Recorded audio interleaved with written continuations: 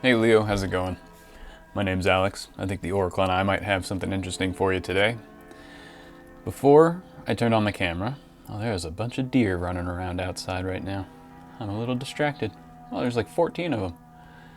Huh, they're all does, no bucks. Anyway, when I was meditating and tuning into your frequency, your radio station, I got a pretty beautiful picture of this tree with a big trunk. Just a big, thick trunk. It wasn't a very tall tree. It was kind of, I don't know, maybe 12 to 15 feet tall. And it was a fruit tree, and I think there were apples growing on it, but I'm not sure. Big red fruits.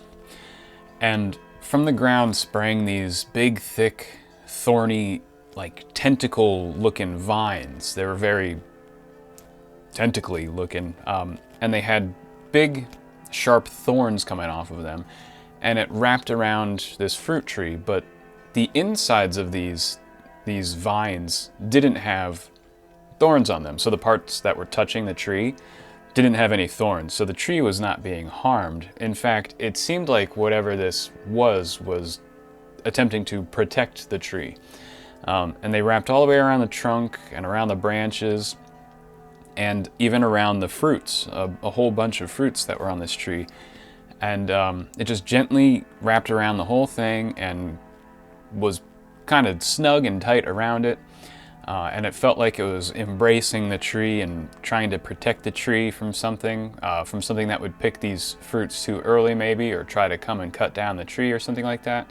I don't know. It felt very defensive and protective. And the tentacles like kind of tugged on the fruits a little, and the fruits didn't come free from the branches, and then it stopped tugging on them, kind of just to show me that these fruits are not fully ripe yet. They're like pretty full grown. In fact, they really were full grown.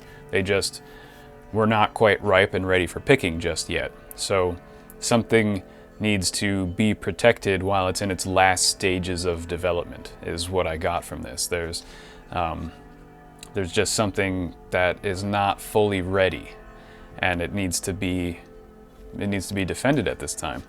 And then I pulled an itching hexagram for you, and this one makes a lot of sense with this. So here we have hexagram 31, or Xeon. Mutual influence with that third line is changing, and it changes to bringing together. Now, here we have the two elements of lake above mountain, which make up this hexagram.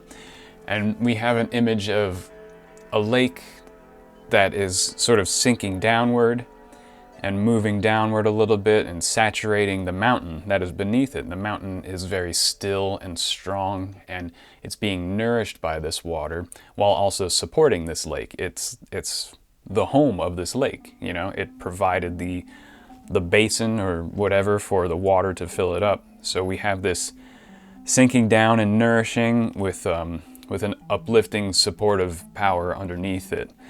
And this is mutual influence, right? This is where opposites attract, where opposites become complementary to one another. This hexagram, when it shows up, is heavily symbolized by a married couple and how they mutually support each other, how they don't judge each other, they have open hearts and open minds towards each other, they complement each other, and they work really well together. It has to also do with sincere courtship. If the couple is not yet married, they're sincerely in love with each other, they're courting each other with honesty and seeking a harmonious relationship with mutual benefit. Again, it's just open-heartedness, open-mindedness, and this could be interpreted as very heavily romantic. When mutual influence shows up, it could indicate that there is like a pure and honest love that you're involved in. But that's probably not for everybody. This could just be mutual influence between anybody, really. And it's about an unselfishness from both parties, or all parties involved, that everyone in this group has an unselfish attitude toward each other and toward the goal that you're working toward, or just you know, if you're not working toward a goal, you're just existing. There's just this unselfishness going on and accepting each other without prejudice. It's like just that open-minded, pure love, heart-centered, no prejudice, accepting each other for who you are creates that harmonious relationship where everybody kind of gives and takes in a good way. It's not like a transactional relationship, but it's like they offer you something, you offer them something, and it works out. And it's like a natural kind of transactional relationship. It's not the selfish kind of transactional relationship, but the unselfish kind where the offering and receiving is just sort of naturally occurring because of an unselfish, unprejudiced attitude toward each other. So for others, this could be a teacher-student relationship as well. You might have to find a new teacher at this time. There's some situation that might be going on, and you need to find someone who knows your situation and can bring something that will help you out, whether it's a skill or some knowledge or something like that, or some experience, something, I don't know, but they will offer you sort of this answer, and but they also expect something from you. So you have to be mindful of that, like, what are you offering them in return for this service? So there could be a sort of transactional teacher-student relationship here. Maybe you're taking classes online and it's going to be like a really good class, or not necessarily online, but you're signing up for new courses or something. And this is like going to be a very, very beneficial student-teacher relationship. Maybe you are the teacher seeking a new student, and your student is going to be very enthusiastic about this, very sincere about learning. And it's going to be a very fruitful relationship in that regard. If you are working with, let's say, non-human entities, if you are perhaps an occultist or a spiritual practitioner who engages with the non-human world, here we have just a really beneficial, like, soul family, spirit family that you're finding, you're developing, you're picking and choosing what energies or what spirits to work with. And in all regards, whether it's non-human or human, because of this changing line here, you have to be very selective about who you're working with and what you're working with and why. You need to really understand these other people, these other energies. Perhaps these are just parts of yourself, parts of your shadow that you're working with, your multiple eyes, you know, are sort of, we all kind of have a bit of a split personality, and we work with these different energies and try to integrate them, and we have to, whatever the case is, you've got to be really selective and really understand who these people are in order to bring it all together. You have to know what influences they're going to bring to this situation. You also have to do the same with yourself. You have to fully understand what influences you bring to the table and to the situation. And you need to understand how these things balance each other, how their influences balance yours, how you can make them complementary. And you can't just work with anyone. You have to be pretty selective. Also with this changing line is, you might be feeling a bit anxious or impatient, like you're ready to go and move forward. You know what the next step is, you know what it's going to be, you know how to do it, and you're ready to move on to whatever the next stage of this situation is, but the other party is not. And if you rush it, if you become impatient, if you take some kind of reckless action or some kind of ill-considered action, it will fall apart. It will be a negative consequence if you indulge in this impatience or anxiety that you're feeling. Right now, it's like that idea that a little patience goes a long way. You know, those fruits are not quite ripe. They're fully grown, so I don't think you're going to have to be patient for very long. I think you just have to exercise a bit of patience in the meantime while this other party gets themselves together, prepares in their way, or let this fruit ripen before you do something with it. Like, don't bite into an unripe pear or apple. I don't know if you've ever done that, but you can break your teeth. Not a good idea. So little patience goes a long way at this time. Let's develop this further with some cards. I'm going to spin a coin. It's going to land on one of these 24 symbols, one of these 24 aspects of reality, of life. We'll focus on one of them. whatever the Oracle wants us to focus on, and then we'll pull some cards about it.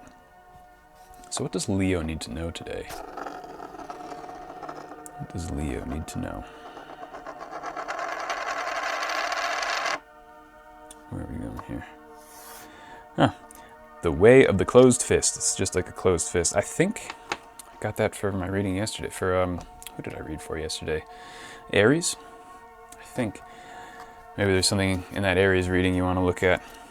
But anyway, The Way of the Closed Fist. If you're into martial arts, it's a more beat 'em up type of martial art. Somewhat more offensive form of defense. Also, if you study the Tree of Life, the Kabbalah, this would be equivalent with the left-handed path of ascending the Tree of Life. This is, splendor, strength, and understanding, right? Maybe some left brain stuff going on that you need to focus on, like the analytical, logical stuff.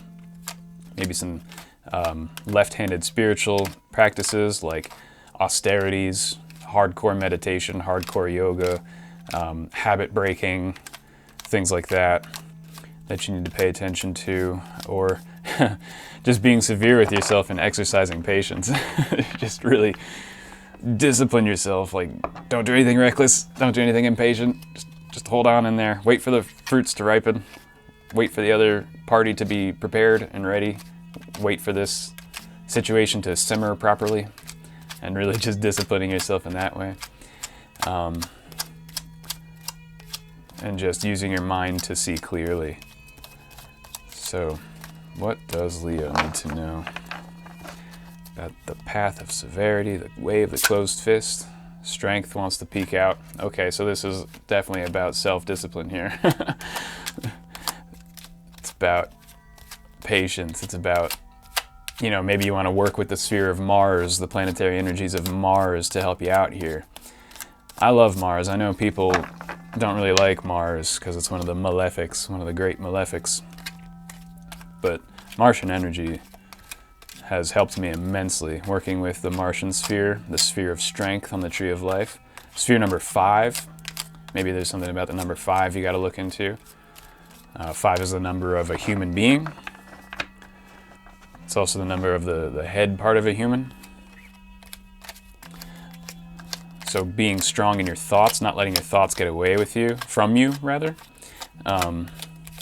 Controlling your thoughts is probably very important at this time, and being very strong about it. We have the Fool.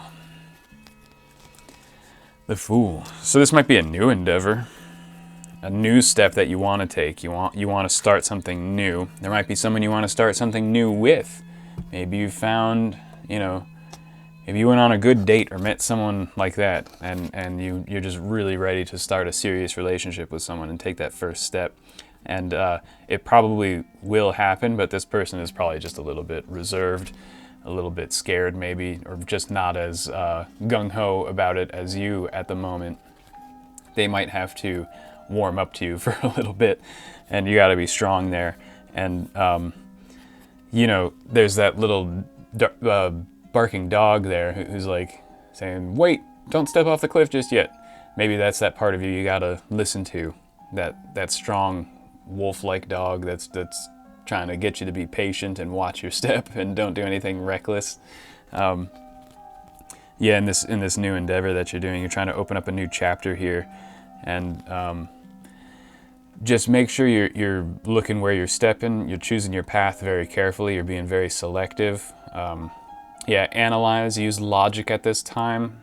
You need to understand the people around you, the situation you're in, understand yourself, understand your own motivations, understand your own desires and why you're doing this. And just have a little bit of patience and let the situation unfold a little bit more before you make that move. And you'll know when to make the move. Like when the fruit's ripe and you just kind of reach out and just touch it, it'll like fall off and you'll be like, okay, now's the time. You'll know when it's ripe. You got those vines around protecting it, kind of gently tugging on the fruit.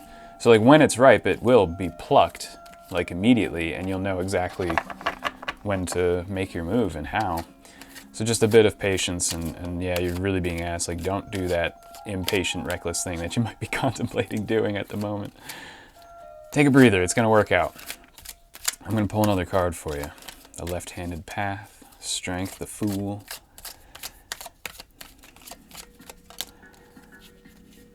Desire. So here, yeah, this might be like a love reading for some of you. You know, here we have cupiditas, right? Up there, desire. That's, we all know who Cupid is. I don't need to explain the root of that Latin word there. Here we have a bowl of wine, we have some pomegranates, we have a lotus flower here. So here we have like a very sensuous sign of, you know, just the heart, also other less PG things, and a bowl of wine here, and we're getting like this blossoming love, this like pretty pure love that's like, it's got a lot of energy in it. It has a lot of passion in it. It's got a lot of potential to be a very long-term harmonious relationship, like coming out with mutual influence here. This is like the long-term marriage, like that people look for, that society is based on. Like, you know, civilization begins with the household, with a proper married couple. That's where all of society comes from. It starts there, and then it blossoms out to a family, to a community, to a town, to a city, to a state, to a nation state, and so on, to a whole culture. And this is like that foundation of life.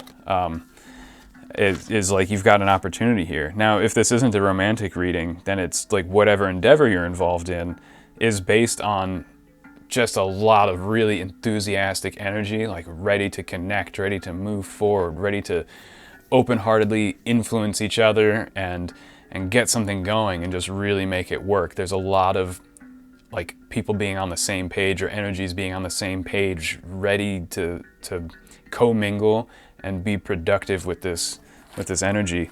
But this coming out on the closed fist is like, don't rush it. You see this potential right now. It's possible that the others in this group don't see the potential just yet, or they're wary about it, or they don't understand it as keenly as you do.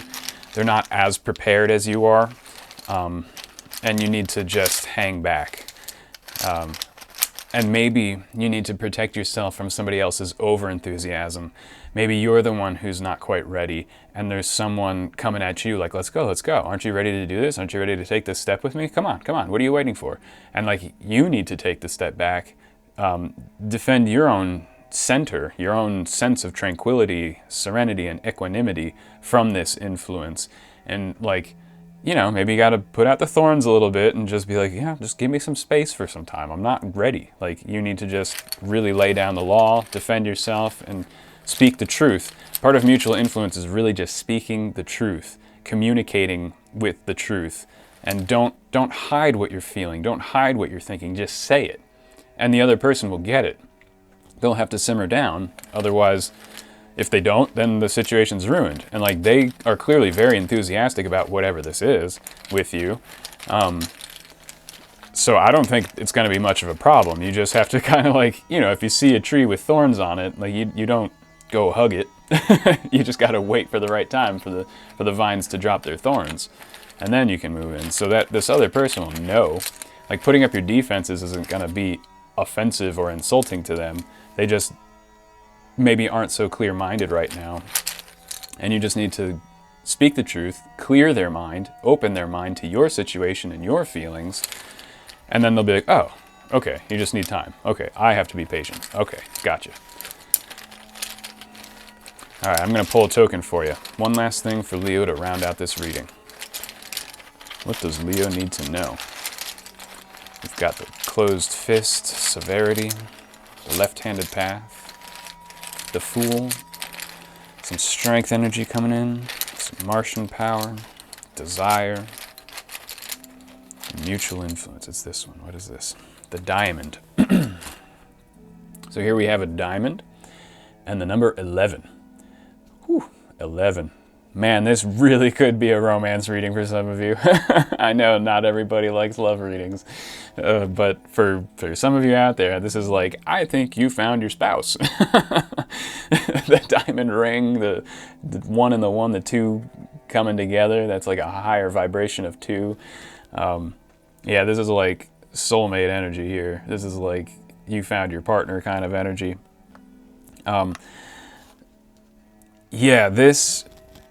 Yeah, again, this is like having clarity of mind, clarity of thought, like making sure you're seeing the situation clearly, being very selective, being very careful with how you carve the situation, with how you cut it out. You know, when you get a rough diamond from nature and then a jeweler needs to cut the diamond and turn it into something beautiful, every precise little angle is so super important. You know, like you gotta have that like super telescopic magnifying glass thing and the diamond cutter, and the way the light refracts through it is so crucial, and these carved angles are just so precise and so intricate that like it takes a lot of left brain thinking and a touch of right brain, because you're using the artistry to like make it into something beautiful. So yeah, you've got to just have a clear understanding of the influences in the situation, but if you can defend yourself or be patient with those who are defending themselves, you know, whether you're the one who has to exercise patience or whether you have to declare or communicate that the other parties are the ones who have to exercise patience at this time, you have to make that super clear. That has to just become clear to everybody, because there might just be some clouded thinking right now, and someone just needs to be like, hey, this enthusiasm is awesome. The desire here is great. The willingness, the openness is wonderful. This mutually beneficial relationship is great, but we're getting kind of ooey gooey, lost in the sauce. We need to make sure we're all on the same page. This is the page I'm on. Who else is on this page? What needs to be tweaked here? What needs to be altered? What needs to be changed? What are the influences here? How are you thinking? How are you feeling? What are you thinking? What are you feeling? Everybody, what is this? Let's just honestly do this, so that this over-enthusiasm and overabundance of desire doesn't cloud our judgment. Let's make sure our judgment is perfectly clear. And when you do that, it all just like falls into place. It's all just like, poof, cool, here we go. The foundation is laid. Let's move forward now. Cool, Leo. This was a good reading for you. I'm excited for you. So I think that's all I've got for you. I think that's all the Oracle and I have for you today, and we'll leave it there. Thank you so much for hanging out with me. I always appreciate it. It was great seeing you. I wish you all the best, and I'll see you next time.